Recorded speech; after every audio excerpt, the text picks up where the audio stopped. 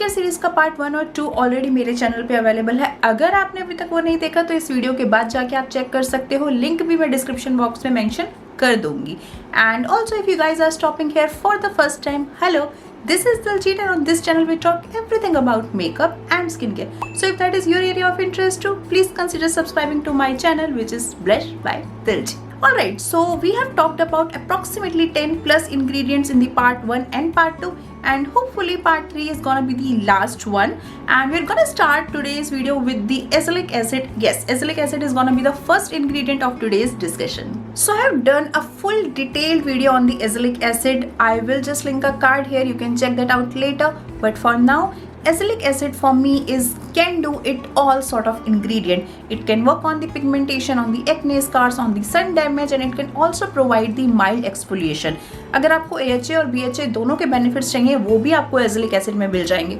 अगर आप रेटिनॉल नहीं यूज करना चाहते हो तो ऑलमोस्ट सिमिलर इफेक्ट्स आपको एजेलिक एसिड में भी मिल जाएंगे।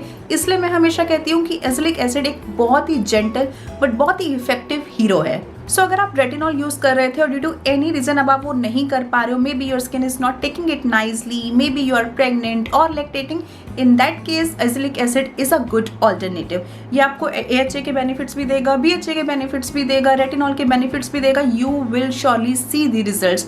मार्केट में 5% या 10% अवेलेबल है, आप उसको यूज कर सकते हो। रिजल्ट्स रेटिनॉल से थोड़े से स्लो रहते हैं, लेकिन अगर आप रेटिनॉल भी ओवर द काउंटर वाला यूज कर रहे थे तो उसकी जगह आप एजेलिक एसिड अपने स्किन केयर रूटीन में इजीली रिप्लेस कर सकते हो, आपको बेनिफिट्स दिख जाएंगे उससे भी। Now the important question, do you need azelaic acid for sure in your skin care routine? I would say may be not. अगर आपको एक्ने का इशू है, आप BHA यूज कर रहे हो और साथ में सेरामाइड्स या पेप्टाइड्स यूज कर रहे हो, यू आर जस्ट गुड। अगर आपको पिगमेंटेशन का इशू है तो आप कोचिक एसिड यूज कर लो, अल्फा आर्बिटिन यूज कर लो, वो यूज कर रहे हो, सूट कर रहा है, you don't need to jump on the azelaic acid for now, इतना सही है। लेकिन अगर आपको कोई ऐसा इंग्रेडिएंट चाहिए जो पिगमेंटेशन से भी फाइट करे, आपको एंटी रिंकल्स इफेक्ट भी दे, AHA और BHA के बेनिफिट्स भी दे, थोड़ा सा केमिकल एक्सफोलिएशन भी मिल जाए आपको, इन दैट केस एजेलिक एसिड एक अच्छा स्किन केयर में एड ऑन है, क्योंकि फिर आपको एन नंबर ऑफ इंग्रेडिएंट्स या प्रोडक्ट्स की ज़रूरत नहीं होगी।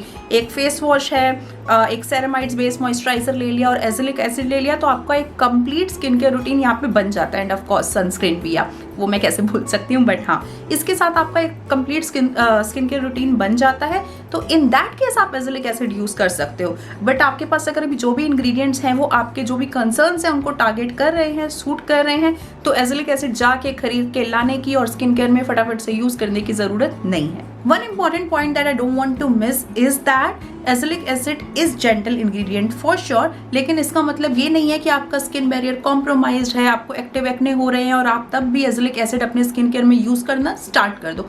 अगर पहले से कर रहे हो तो ठीक है, लेकिन नया इंग्रेडिएंट अगर स्किन बैरियर कॉम्प्रोमाइज्ड है, रिपेयर्ड नहीं है, तो कोई नया इंग्रेडिएंट यूज करना मत स्टार्ट करो। और इनफैक्ट अगर आपको एक्टिव एक्ने है तो मैं ये बोलूंगी कि you should go and visit your dermatologist. If they are prescribing you to use azelaic acid, you can go ahead and start using it.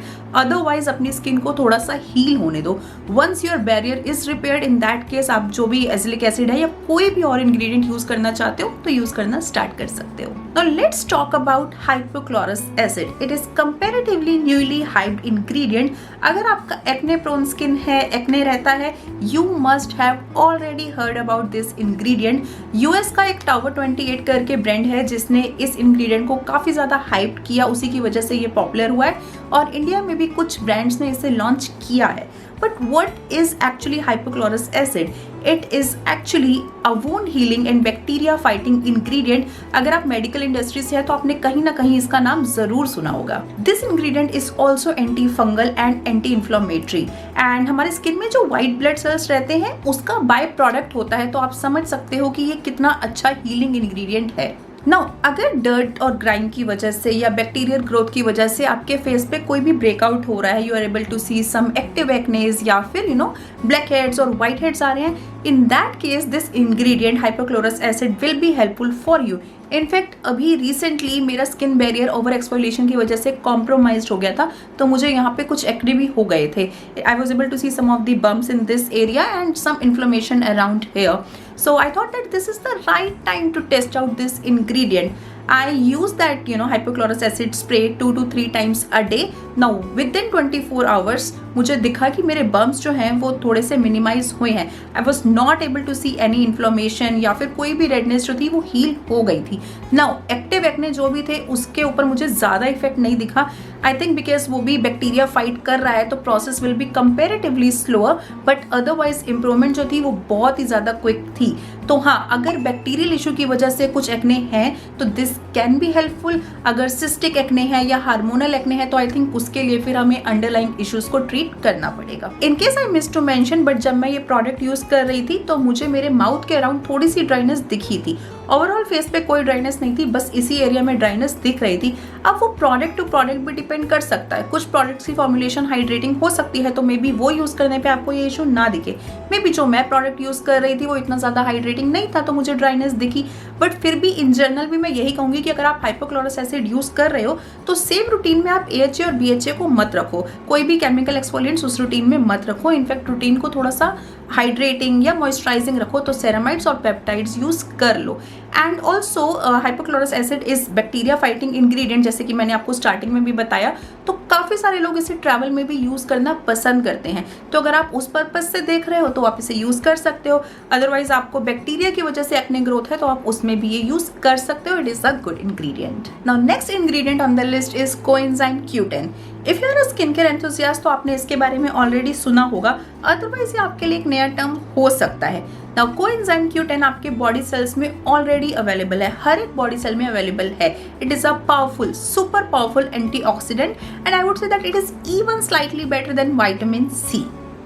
Now because it is an antioxidant तो ये हमारी body के free radicals को fight करता है. आपको नहीं पता तो फ्री रेडिकल्स हमारी बॉडी में damaging particles and obviously you don't want them in your body, right? Now just like any other antioxidant it supports collagen production as well as elastin production in your skin and that is what makes your skin wrinkles free. Coenzyme Q10 has smaller particles and that is why it can penetrate deeper into skin layers and वहां पे जाके ये free radical से fight करता है. तो effective ये थोड़ा सा विटामिन C से ज्यादा है. तो अगर आपको विटामिन C सूट नहीं कर रहा आप कोएंजाइम Q10 यूज कर सकते हो. Now do you really need coenzyme Q10 in your skin care routine? I would say that peptides और सेरामाइड से भी आपको ऑलमोस्ट वही रिजल्ट्स मिल जाते हैं. In fact I am not yet fully convinced कि विटामिन C या कोएंजाइम Q10 की इतनी ज़्यादा ज़रूरत है. I love vitamin C for my skin type, I love that. लेकिन पेप्टाइड्स और सेरामाइड्स भी मुझे सिमिलर रिजल्ट्स दे रहे हैं और मुझे कोई इरिटेशन की टेंशन लेने की ज़रूरत भी नहीं होती. तो मैं कोएंजाइम Q10 के बारे में भी यही बोलूँगी. It is as good as vitamin C. अगर आपको विटामिन C सूट नहीं कर रहा तो आप यूज़ कर सकते हो ये. अदरवाइज अगर आपके स्किन के रूटीन में पेप्टाइड्स हैं, सेरामाइड्स हैं, यू आर जस्ट गुड. आपका कोलाजन प्रोडक्शन और इलास्टिन जो है that is already taken care by peptides and ceramides. I think with this जितने भी हाई लेवल या इंपॉर्टेंट इंग्रेडिएंट्स हैं उनके बारे में हम लोगों ने बात कर ली है. नाउ लिस्ट तो एंडलेस है. We also have squalane which is a good skin barrier repair ingredient.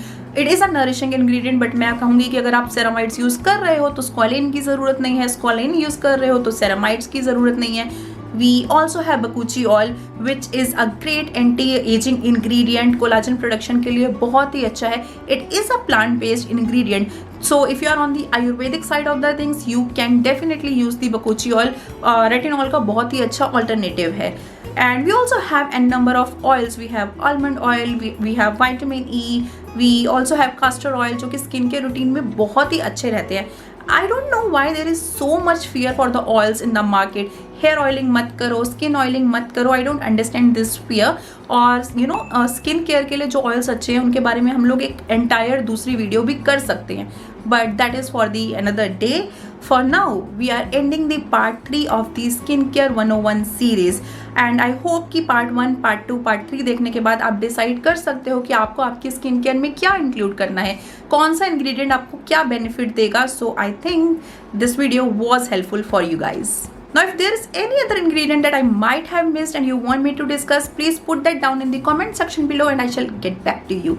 And also if you like this video, please give it a big thumbs up. Please share this video with your family and friends.